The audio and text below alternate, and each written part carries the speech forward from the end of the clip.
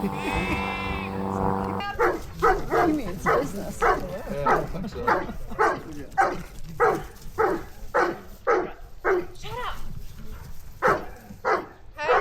I don't quite know where to go.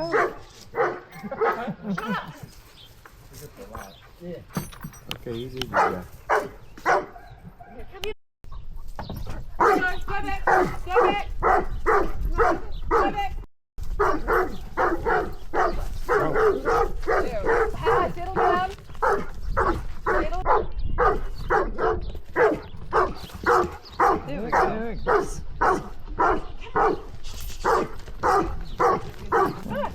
Never. No one should be so reluctant to go on the race.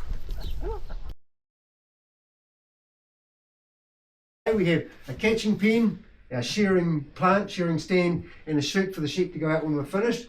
Generally here in New Zealand, and as I said around the world, there will be at least 2 shearing stands, or 4, 6, so we have worked with 2 shearers at a time. Some shearing sheds in New Zealand might have 30 shearers in them. And we need that many because flocks of sheep in New Zealand can exceed 20 or 30,000. So when we bring them down from the hills to be shorn, they very quickly eat all of the pasture around the shearing shed, so they need to be shorn quickly and gotten back out of the hills to go about their business of growing wool and raising lambs. Now, going to go right back to the very beginning, and sheep have been domesticated, it's estimated, for about 20,000 years. So a very long relationship between humans and sheep. Today on the planet there are around 1.5 billion sheep, and most of those sheep owe their existence to humans. Now the early humans will have easily been able to pluck their sheep, to fleece them. That's where this word comes from, because particularly in the winter time when food is scarce, the wool gets what we call a break in it, and in the spring, summertime it's shed off. So the early humans could easily just pluck it off their backs.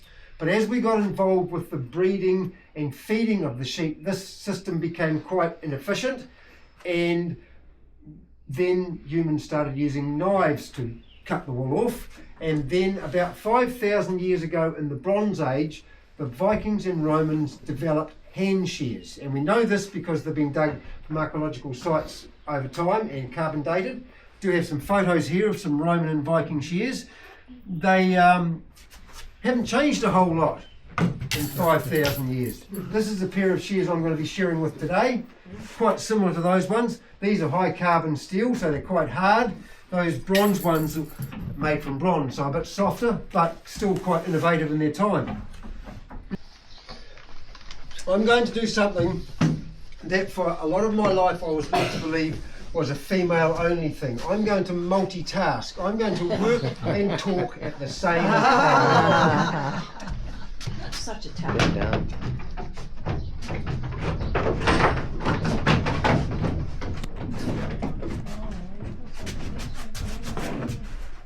So, here in New Zealand, we do in fact still shear about here with hand shears.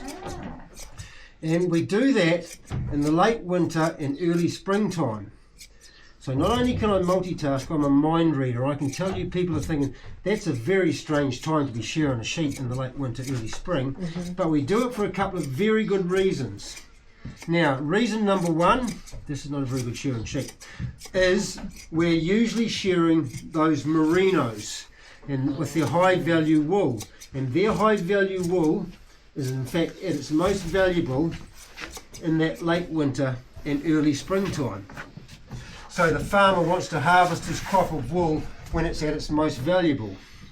The other reason we blade shear in that late winter, early springtime is the female sheep have got lambs in their tummies, and they're going to be born in the spring. And in the springtime, we get nasty storms coming through, and we've just had one of those. And when a little lamb is born, it doesn't have much in the way of wool on its back to protect it from that bad weather.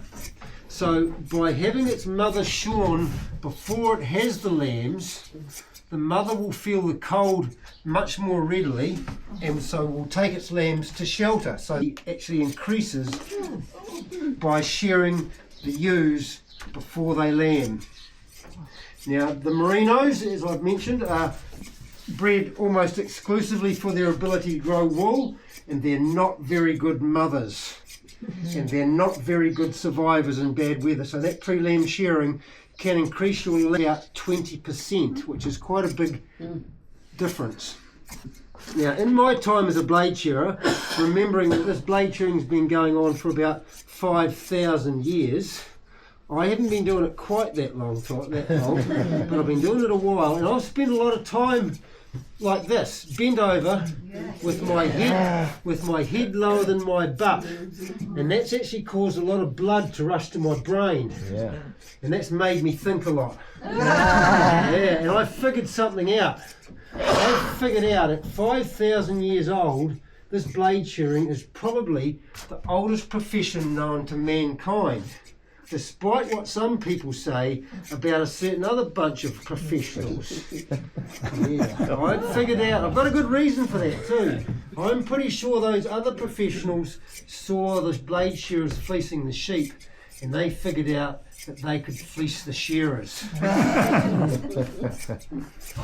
So blade shearing is a bit slower than the machine shearing, but you will see I'm leaving a nice velvety covering on this sheep to protect it from the elements. So that's why we still use the hand shears in New Zealand today. The sheep don't seem to fight you. So a lot of that is, that's a very good observation, and a lot of that is to do with how I'm holding this sheep.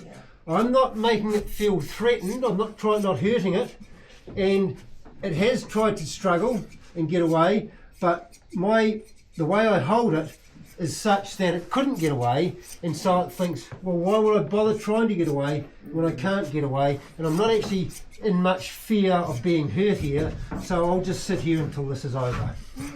This is the first time this sheep's ever been shorn in its life. We don't drug them. What we do though is we get them in at least 12 hours before shearing, and it's nil by mouth, so no water, no food, so they feel a little bit dull. So it's better for us and it's better for the sheep, because in fact I have shorn sheep that have not been emptied out properly and they have heart attacks. They get that wound up that they will have a heart attack. So there we go, and you will see this nice velvety layer left on the sheep. How old is the sheep? So I'd say less than 12 months. And this sheep here is, I would say, a bit of a milking sheep, looking at its head and feet and legs. Would anyone like to come up here and hold it? Yeah, you can come up and hold the sheep and get a photo with it if you like. It'll sit, there's some steps around the end there. Can you do about 4 to 1 on electric compared No, to half and half. So 100 to 200 a day with the hand shears. Yeah. I do know some shearers have shorn over 300 with the hand shears. Okay. But then you see the machine shearers, they'll do 600 on an exceptional. Double. So come right in here and get your left foot and pop it in right in the flank there. Your left foot.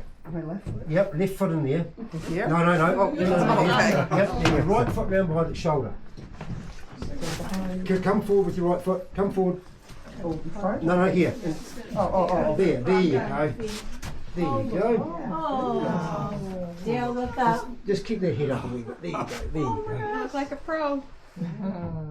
Look at you. Oh, so cute. Dale, you can share the next one. So she's quite relaxed. You're not trying to hurt her, and she sort of understands that. Some breeds are certainly more vigorous than others, though. She's not struggling at all. How are you doing? You're not struggling at all? There you go. Thank you. Oh, yeah. Yeah. Go ahead, Linda. I'm behind you. Oh, okay. You guys ever have any back issues? Oh, yes, I've got older. My hips, in fact. You said left over here? Yeah, that's it. And right foot round behind the shoulder. And just keep the head up. There we go. The head up? Control the head. Okay, come on. Look up it. Okay. Yeah, Are we good, Helen? wants a picture, look up. Look at the camera. This is your Christmas card photo. Yeah. There you go. All right. Oh, he doesn't want to hold his head up. Yeah. Oh, yeah, will they go? Yep, it's a way they can start waving it around, and that gives them a bit of counterbalance to Oh yeah, I'm dying to get my hands on that shear. shift it over here, by the way. It's going in or it's Step up, step up. step up, Lynn. Oh, there you go. There we go. All right, so Yep, left foot in there, right foot round behind the shoulder, and just keep the head up a wee bit. There, that's it. That's it. there you go. Good job. Hi, gorgeous.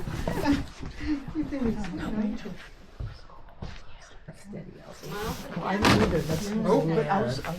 I don't have good balance. Look at the camera. Oh, you smell good. Perfect. We're good. so I'm pretty sure this one's called Barbara. Anybody else for a photo? Oh, do it. Do it. When are you going to get another chance? Come on. You never get another chance, unless you That's come it. back. Here she comes. Unless you come back. There you go. Put that on Fifth Avenue, Candace. Left go there. Right one round behind the shoulder, and just sort of, you're right there. Don't go Right too there? far, that's enough, that's enough. There you go. Hi. Look at the camera. Look up. Look up. Oh, yeah. Hi. Oh, yeah. Very cute. Eyes. No. Uh, Bring your head up. You're Better. Control. There we go. that's it.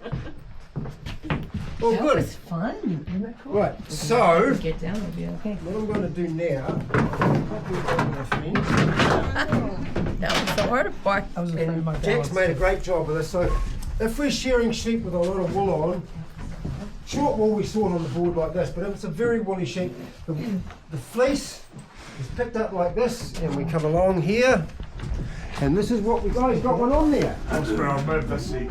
That's right. Now you might as well throw it.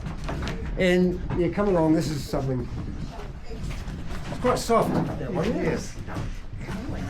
And the fleece is then.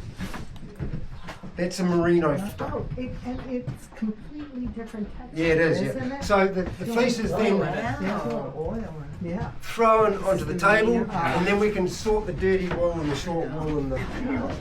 So all the wool is used for something. Back in the day, it's changed a little bit now with 6 months shearing, but they used to save all the wool off the tops of the heads. It was called the top.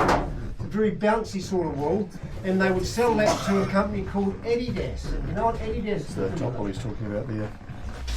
They stick it on tennis balls. Every tennis ball that is used at Wimbledon every year has New Zealand wool. Okay. That's all fluffy stuff is on the outside. Good. All right.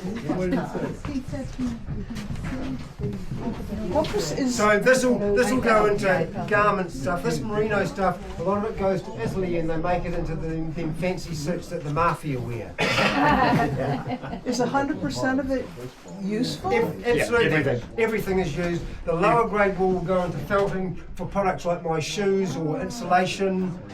Everything's Even the used waste for- products are useful. Yeah, Now, why do you wear those shoes? to give us good grip on the floor.